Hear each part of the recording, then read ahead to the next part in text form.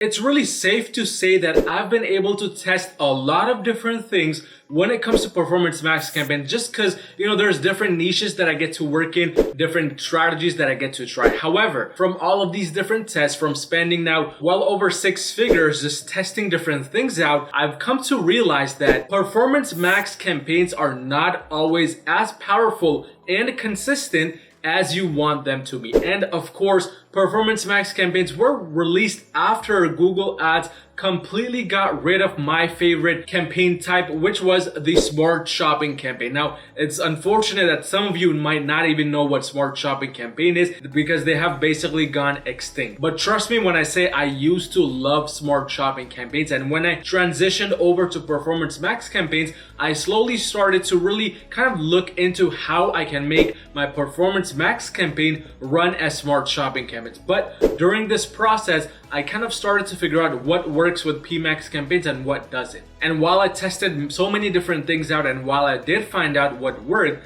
this kind of led me to a whole bunch of things which I came to realize absolutely kill Performance Max campaigns. I mean, you might be doing some of these things right now. You might have already done some of these things right now. Hence why your Performance Max campaigns are really not achieving the same kind of success as before, or they may not even be achieving the kind of success you want them to achieve at all. So let's kind of go over each of these specific things which I realized about Performance Max campaigns, handling them again for my own brands as well as client brands, which if you're currently doing $30,000 or more per month in revenue, you need just a little bit of extra help scaling your e-commerce brand to the next level. Go on my Google Ads agency website, yourmarketing.com, and book a free call with me to see how we can possibly work together and scale you to the next level. But the first thing which comes to mind, which basically killed my Performance Max campaign not once, not twice, but multiple times, is launching a Performance Max campaign with a target ROAS set. If you want to start the Performance Max campaign journey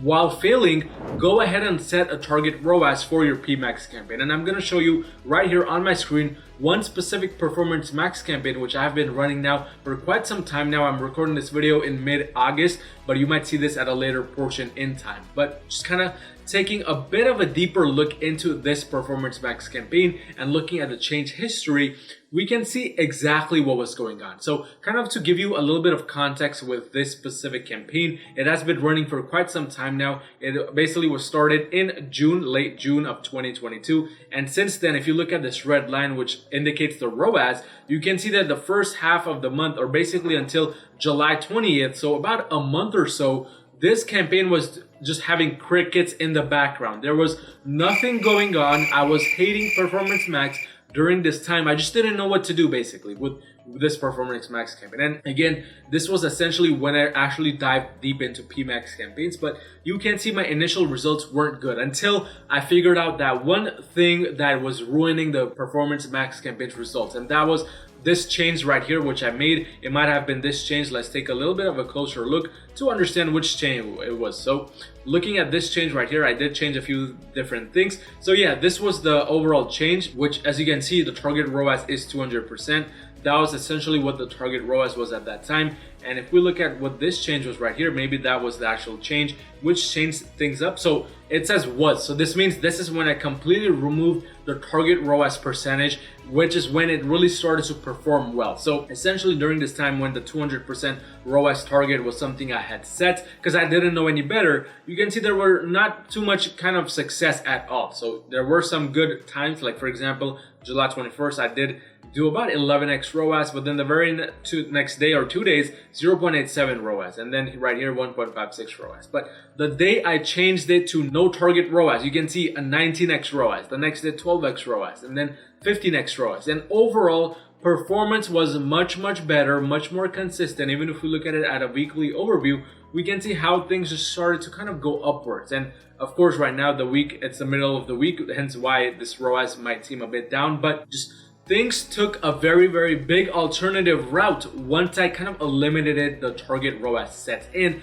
this is not the only campaign where I found these results, by the way. There are multiple different campaigns where the same results have just come through. And this is when I came to realize that setting a target ROAS for your PMAX campaigns is a no-go, especially with brand new Performance Max campaigns. And by the way, I just don't set them at all anymore for even the more established ones. And let me show you a more established Performance Max campaign. So this is a client's e-commerce brand. As you can see, overall the results are up and down, but if we look at, again, the conversion value over cost, we can see not having a target ROAS set really makes a big difference. I mean, it's running at a 7.81x ROAS, and then we just started this Performance Max campaign on July 28th, July 27th, so it's been about 2 weeks now. But overall, running at a very profitable ROAS is becoming more consistent. I mean, there was a day when it got a 56x ROAS, so you can see that the actual results go up and there is no limit as to how much it goes up. But if you set a minimum ROAS, it's not going to be able to scale this consistently because the ad spend, it's going to fluctuate way too much like it did with my original campaign right here, until I kind of basically just eliminated the target ROAS completely. You can see there was way too many fluctuations up and down. But this kind of brings me to point number 2, which killed a lot of my Performance Max campaigns, which is launching a Performance Max campaign for those products which are already running with standard shopping campaigns. Now, I'm going to give you an example of a new client I just talked to recently. And by the way, this account right here, it's really messed up because they don't have proper conversion tracking installed at all. Hence why this e-commerce store owner even came to me to look into their ad account in the first place. Just a quick glance and you can see what the issue is overall. So looking at just the last, for example, 30 days, we can see that they're spending a good amount of money on PMAX campaign. The second one is standard shopping,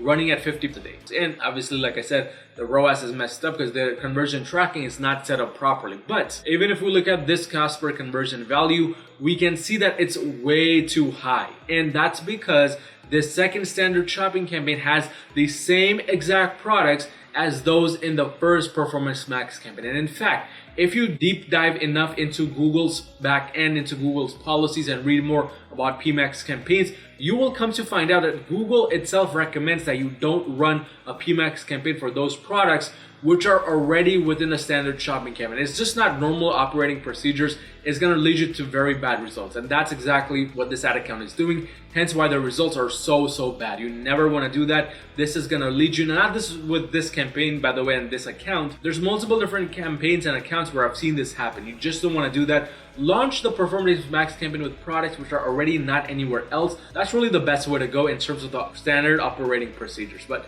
this brings me to the third point, which is if you're going to upgrade your smart shopping campaigns, if you maybe have some running still, you want to upgrade to PMAX, do not upgrade with the increased budget. So for example, maybe your original smart shopping campaign was running at 50 pounds a day. You want to upgrade it now to PMAX. Don't set the new upgraded PMAX campaign budget to anything above 50 pounds a day. Set it at exactly 50 for the first 1 to 2 weeks and then scale gradually, because if you take a big jump in the budget right in the beginning, you are going to face the first 2 weeks where the campaign is not optimizing, it's not getting good results, and you're going to waste a lot of money. So save yourself the headache, the wasted ad spend, and just upgrade your PMAX campaign at the same exact budget. Again, many of the accounts that you see right here, like this one for example, this was upgraded with the same budget. The smart shopping campaign was running also at $40 a day budget, and I just recently scaled it to 50. But when the Performance Max campaign upgrade happened, the budget was not changed. And even in that situation,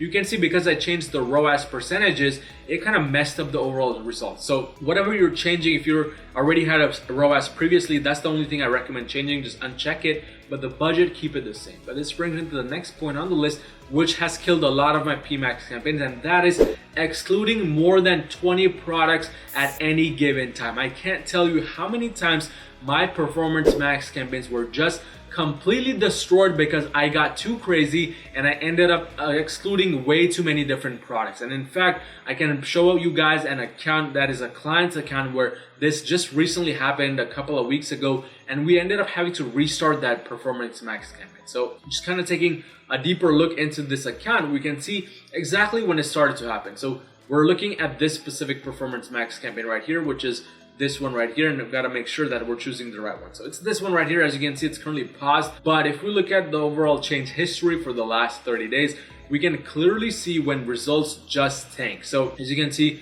before this time period, let's look a little bit deeper in. So we can see right here, it was doing well, it was getting a sales, but then boom, there was a change made right there. You can see 32 changes that just indicated 32 products excluded just because, there was one day in where there were no sales.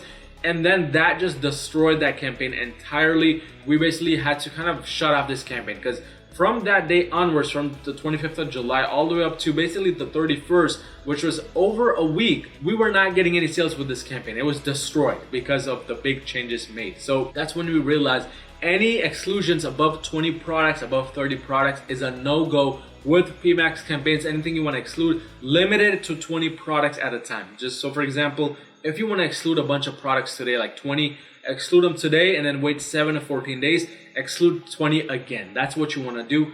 Don't exclude it too often. But this kind of brings me into the next point, which was the reason why a lot of my campaigns were destroyed. And that is just having more than 3 asset groups at any given time within a PMAX campaign. So the asset groups are these ones right here. You can see this campaign also had multiple different asset groups until eventually we shut off one of them and then there were only 2 running. And then eventually our mess up with excluding too many products caused us to just destroy this campaign fully. But another thing that I've seen often is just having multiple asset groups. It causes your campaigns to not optimize properly and not fast enough, and your campaign as a result gets destroyed. So right now we also have one campaign right here with multiple different asset groups, and one decision we're making right now is to pause them completely. So as you can see, this campaign until today had 3 different asset groups. They were running, spending money. If we go on over to listing groups, we can see this in action. So for example, these 3 right here, all of them are different asset groups. You can see each of them spending money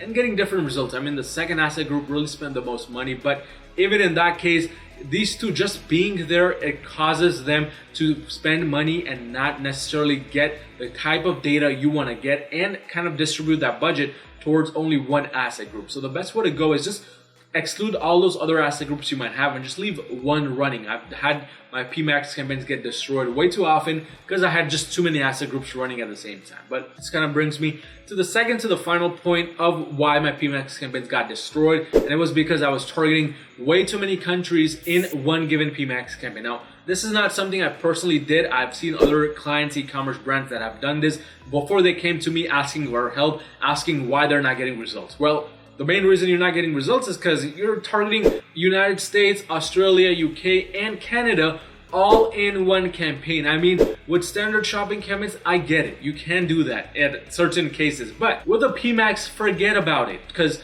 PMAX campaigns, it's all about data. You don't have much input into them. So there's no reason for you to just give so much data for the campaign to work off of that it ends up destroying itself, which is what happens when you supply 4 different countries all at the same time. Because think about it, your product, if you're selling, for example, a 3D printer, and again, I love 3D printers, I don't know for what reason, so none of my videos can go by without me mentioning 3D printer in some way, shape, or form. But let's do a quick search for 3D printer here on Google. So if we go on to Google, we type in 3D printer, we can see a lot of different products coming up. And if we change this country now and pretend we're searching from the UK, Canada, Germany, whatever, still similar products will come up. But now here's the difference. Maybe in Germany, 3D printer is called something completely different.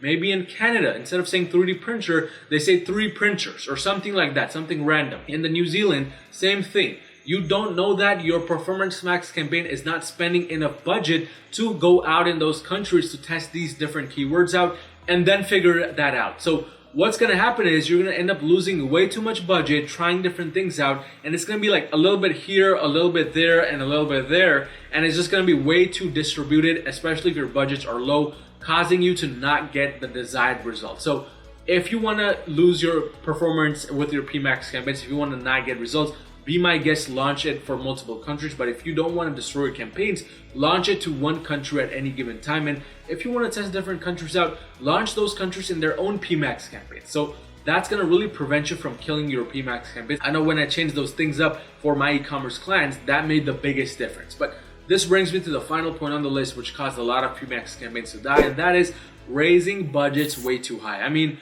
I get it, when PMAX campaigns start to work, they start to work like crazy. Trust me, I know, because I've scaled a lot of them. And they get you good results like this one. For example, if we look at this ROAS for, just this month alone, we can see the ROAS is at, if we change it right here, first of all, we can see the ROAS is roughly 7.47. So obviously this might make anybody excited. This might make you want to scale it even further, but that's when you make the biggest mistakes. Don't go in and change this $50 a day budget to $100 and expect things to change rapidly in the positive direction. It's most likely going to go down. So what you want to do is kind of scale it 20% to 25% every 7 days. Don't do anything below 7 days because this is PMAX, this is not standard shopping. You got to give it a bit of extra time for it to really kick in and get the desired results and the desired data. So again, don't raise budgets too fast, but that pretty much sums up all the things that killed all of my Performance Max campaigns. If I missed anything, if you know anything else, let me know down in the comment section below. But again, if you're doing $30,000 or more per month in revenue, you need just a little bit of extra help scaling your e-commerce brand to the next level. Go on to my website at yourmarketing.com and book a free call with me to see how we can possibly make that happen and work together. But if you found any type of value in this video, destroy that like button, destroy that subscribe button, and watch any of these 2 videos from my Google Ads playlist right in front of my face to take you to the next level, and I will see you in my next video.